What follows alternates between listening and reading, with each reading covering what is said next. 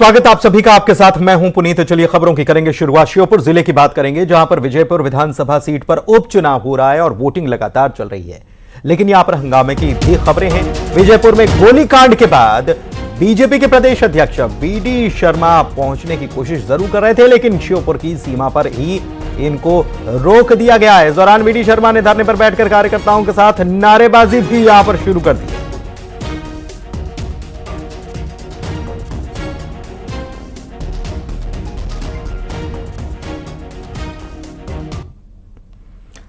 तो देखिए, एक्सक्लूसिव तस्वीरें भी आपको दिखा रहे हैं। वीडी शर्मा जो हैं वो यहां पर नजर भी आ रहे हैं और धरना दिया जा रहा है यहां पर।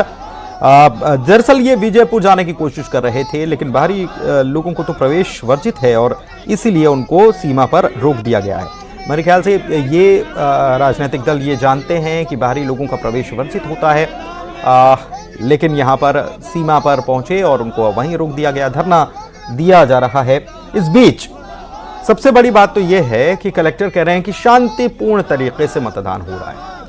कांग्रेस कह रही है कि वहां पर आदिवासियों को वोट डालने नहीं दिया जा रहा है। बीजेपी कह रही है कि आदिवासियों को कांग्रेस भड़का रही है। और इस बीच कलेक्टर का यह बयान कि शांतिपूर्ण मतदान है और कुछ एक घटनाएं जरूर हुई हैं, लेकिन 90% शिकायतें, घटनाएं जो थी वो सब फर्जी पाई गई हैं, वह अफवाह थी, यह उन्होंने कहा है। इस बीच बीजेपी के प्रदेश अध्यक्ष को सड़क पर उतरना पड़ता है और वो धरना दे रहे हैं।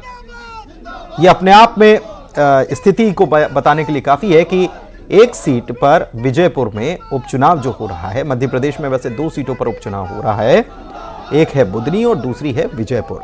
और बुदनी में शांतिपूर्ण तरीके से मतदान चल रहा है, वोटिंग प्रतिशत भी ठीक है। विजयपुर में भी वोटिंग प्रतिशत ठीक ही बताया जा रहा है, लेकिन इस बीच आरोप ये लग रहे हैं कि फर्जी मतदान हुआ, महिलाओं के कपड़े में पुरुषों ने वोट डाल दिए, ये भी आरोप लगाए गए। इस बीच ये भी स्थिति बन रही है कि विजयपुर में दोनों ही मुख्य दल के प्रत्याशी जो हैं, बीजेपी और कांग्रेस, दोनों को ही नजरबंद कर दिया गया है। तो ये बताने के लिए काफी है कि वहां पर परिस्थितियां क्या उत्पन्न हो चुकी हैं। इस बीच बीजेपी के प्रदेश अध्यक्ष वहां दाखिल होने की कोशिश करते हुए नजर आए, बाद में उनको सीमा पर रोक दिया गया है। नारेबाजी यहां पर हो रही है। बीजेपी के कार्यकर्ता जो हैं वो नारेबाजी करते हुए सीमा पर पहुंचे, लेकिन वहां पर फिर रोक दिया गया, आगे नहीं दाखिल होने दिया जा रहा है।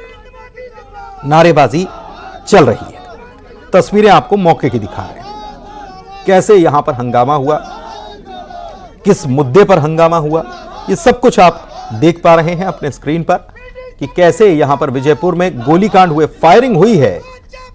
कलेक्टर कह रहे हैं कि शांतिपूर्ण तरीके से सब कुछ चल रहा है, हम संभाल रहे हैं सब कुछ, लेकिन बीजेपी कह रही है कि कांग्रेस यहां पर बरगला रही है। कांग्रेस कह रही है कि केंद्र में भी बीजेपी की सरकार, प्रदेश में भी बीजेपी की सरकार, और आरोप तो कांग्रेस निर्वाचन आयोग तक पर लगाती हुई नजर आ रही है। शैलेंद्र भदौरिया हमारे संवाददाता हमारे साथ भोपाल से लाइव जुड़े हुए हैं, सीधे उन्हीं के पास चलते हैं। माफ कीजिएगा, मौके से लाइव जुड़े हुए हैं, सीधे उन्हीं के पास चलते हैं। और पीछे वीडी शर्मा भी मौजूद हैं, वहीं पर धरना दिया जा रहा है। शैलेंद्र, एक बात तो ये कि जहां निर्वाचन हो रहा होता है, बाहरी व्यक्ति को तो प्रवेश दिया नहीं जाता, अब दाखिल होने की कोशिश की जा रही है, ये एक बात। दूसरी तरफ कि कलेक्टर कह रहे हैं कि सब कुछ शांतिपूर्ण तरीके से चल रहा है। तो जब शांतिपूर्ण तरीके से चल रहा है तो क्यों बीजेपी को मैदान में उतरना पड़ गया? बीजेपी को प्रदेश अध्यक्ष को धरना देना पड़ रहा है। उधर कांग्रेस भी तो आरोप लगा रही कि ठीक नहीं चल रहा। बिल्कुल पुनीत, आपने ठीक कहा। जिस तरीके से विजयपुर में मतदान प्रक्रिया लगातार चल रही है और जिस तरीके से कई जगह से इस तरह की खबरें आई हिंसा के बाद, और कांग्रेस और बीजेपी एक दूसरे पर आरोप प्रत्यारोप के दौर चल रहा है। प्रदेश अध्यक्ष वीडी शर्मा आप तस्वीरों में देख पा रहे होंगे, वो यहाँ श्योपुर जाने के लिए यहाँ पहुंचे हुए थे, लेकिन उनको रास्ते में ही रोक लिया गया, कोई बाहरी व्यक्ति को प्रवेश नहीं दिया जाएगा। हालांकि ये कहा जाता है कि जो विधानसभा क्षेत्र में जो चुनाव होता है केवल उस विधानसभा में नहीं जाने दिया जाता है, लेकिन अब आप देख सकते हैं कि जिस तरीके से वो यहाँ पर पहुंचे, श्योपुर की जैसी सीमा शुरू हुई उनको यहाँ पर रोक लिया गया है। हम प्रयास करेंगे वीडियो सबसे बात करने का।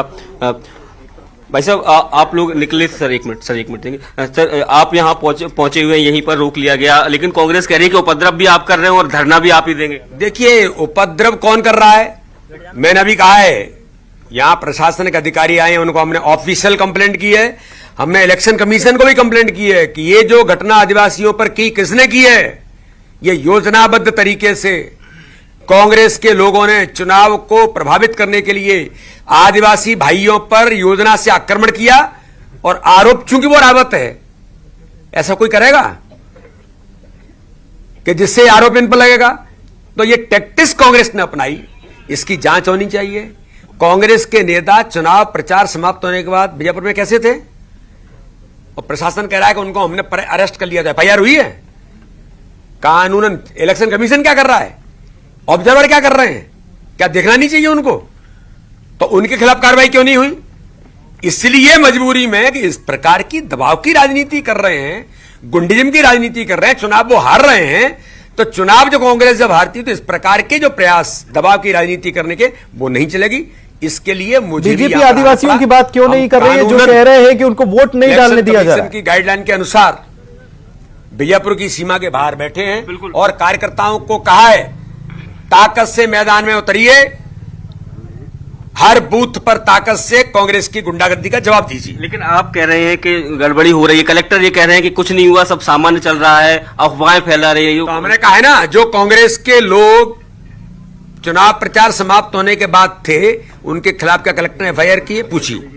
तो आप देखिए प्रदेश अध्यक्ष बीडी करनी पड़ेगी जी, प्रदेश अध्यक्ष बीडी शर्मा जी साफ तौर पर ये कह रहे हैं कि स्थानीय प्रशासन जो है वो उसने लापरवाही बरती है, क्योंकि जिस तरीके से यहाँ पर कांग्रेस के लोग मौजूद रहे जो चुनाव प्रचार थमने के बावजूद भी, लेकिन उसके बाद भी आप तस्वीरों में देख सकते हैं कि यहाँ पर बड़ी संख्या में जो बीजेपी ये बड़ा ये चुनाव बड़ा दिलचस्प हो गया, ये चुनाव बड़ा दिलचस्प हो गया।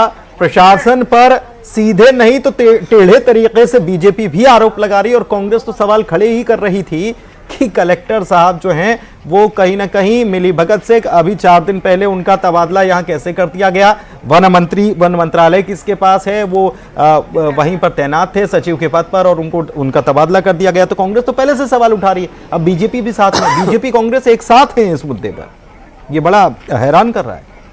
बिल्कुल बिल्कुल बिल्कुल बिल्कुल बिल्कुल बिल्कुल पुनीत, आपने ठीक कहा कि ये 2 दिन पहले ही कांग्रेस के जो प्रदेश अध्यक्ष जीतू पटवारी, उन्होंने निर्वाचन आयोग को पत्र लिखा था और सीधे तौर पर ये कहा था कि कलेक्टर जो है वो कहीं ना कहीं बीजेपी के दबाव में काम कर रहे हैं। लेकिन जिस तरीके से प्रदेश अध्यक्ष बीडी शर्मा खुद ये कह रहे हैं कि कहीं ना कहीं प्रशासन ने लापरवाही बरती है, जो कांग्रेस के लोग चुनाव प्रचार थमने के बाद भी विजयपुर विधानसभा क्षेत्र में रहे, उनको हिरासत में लेने की बात तो पुलिस कर रही है, लेकिन ये नहीं बता रही उनके खिलाफ एफआईआर क्यों नहीं हुई है। आप देख सकते हैं कि जो तमाम पुलिसकर्मी है जो उनको यहाँ पर लगाया गया था ताकि किसी तरह की कोई दिक्कत यहां पर ना आए, और अधिकारी जो है वो यहां पर पहुंचे हुए थे, उनसे बीडी शर्मा जी की बात भी हुई है, और उसके बाद अब जो वो मान गए हैं और कहा है जो अधिकारी यहां पहुंचे थे कि जो भी कार्रवाई है वो निश्चित तौर पर कार्रवाई की जाएगी। और उसके बाद प्रदेश अध्यक्ष बीडी शर्मा अब यहां से रवाना हो गए, और आपको बता दूं कि जीतू पटवारी भी यहां पहुंचने का प्रयास किया था, उनको भी राजस्थान बॉर्डर पर वहां पर रोका गया है। तो देखिए बाहरी जो भी लोग हैं वो जो यहाँ पहुंच रहे हैं उनको सबको रोकने का काम जो है स्थानीय प्रशासन की तरफ से किया जा रहा है, निष्पक्षता की बात भी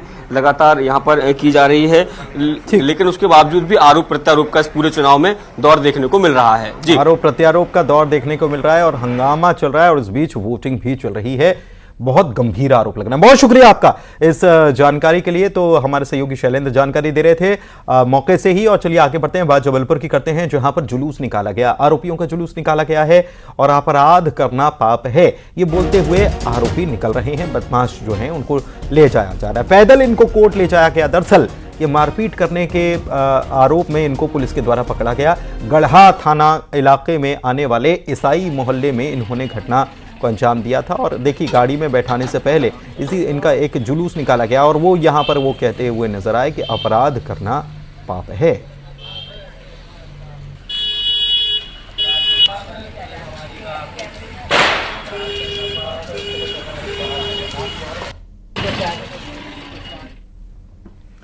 छतरपुर की बात करेंगे, जहां पर अवैध शराब पर पुलिस ने छापे की कार्रवाई की है और ट्रक समेत 400 पेटी अवैध शराब को जब्त किया गया। 30 लाख रुपए इसकी कीमत बताई जा रही है।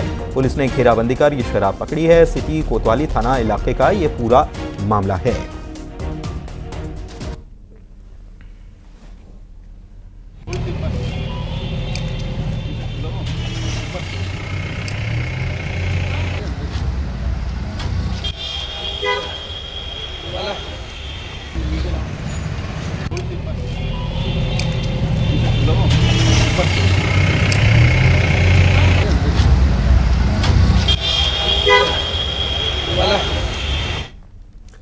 और आइए देखते हैं तेज अंदाज में खबरें।